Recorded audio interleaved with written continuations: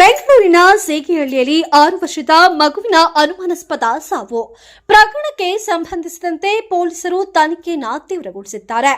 ಮಗುವಿನ ಸಾವಿಗೆ ತಾಯಿ ಮತ್ತು ಆಕೆಯ ಸ್ನೇಹಿತನೇ ಕಾರಣ ಎಂದು ಮಗುವಿನ ತಂದೆ ದೂರನ್ನ ನೀಡಿದ್ದು, ಪೊಲೀಸರು ಆರೋಪಿಗಳಿಗಾಗಿ ಶೋಧವನ್ನ ನಡೆಸುತ್ತಿದ್ದಾರೆ.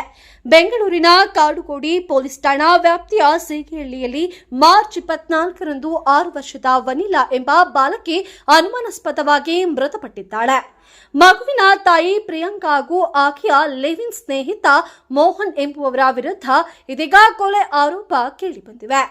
ಮಗುವಿನ ತಂದೆ ಪ್ರವೀಣ್ ನೀಡಿರುವ ದೂರಿನ ಅನ್ವಯ ಪೊಲೀಸರು ಪ್ರಕರಣವನ್ನು ದಾಖಲಿಸಿಕೊಂಡಿದ್ದಾರೆ.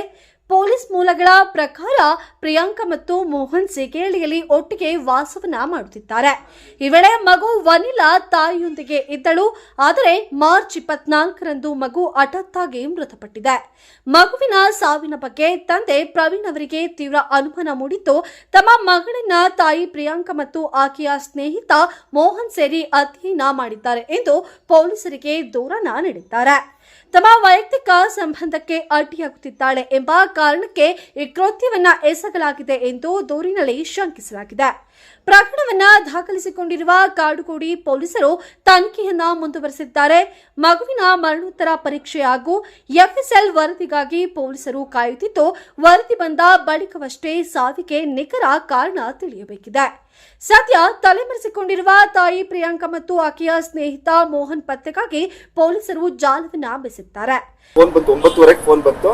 ಬಾಬಾ ಅದೇನ್ ಕೆಲಸ ಮಾಡ್ತೀರಿ ಎಲ್ಲ ಬಿಟ್ಬಿಟ್ಟು ವಾಪಸ್ ಇಮಿಡಿಯೇಟ್ ಆಗಿ ಓಡ್ಕೊಂಡ್ ಬಂದ್ರಿ ಬೆಂಗಳೂರಿಗೆ ಅಂತ ಹೇಳಿದ್ರು.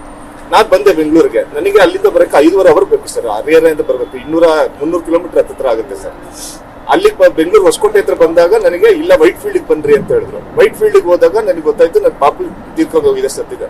1 ವಾರ ಮುಂಚೆ ಪಾಪುನ ಮಾತಾಡ್ಸಿದ್ದೀನಿ ಸರ್. ನಾನು ಬಂದು ಭೇಟಿಯಾಗಿ ಕೈಯಲ್ಲಿ ಎತ್ಕೊಂಡು ಆಡಿಸಿ ಪಾಪುನ, ಅಷ್ಟು ಹೆಲ್ತಿ ಪಾಪುನ ಸರ್. ಮಗು ಅವ್ರ ಜೊತೆನೇ ಇತ್ತಾ?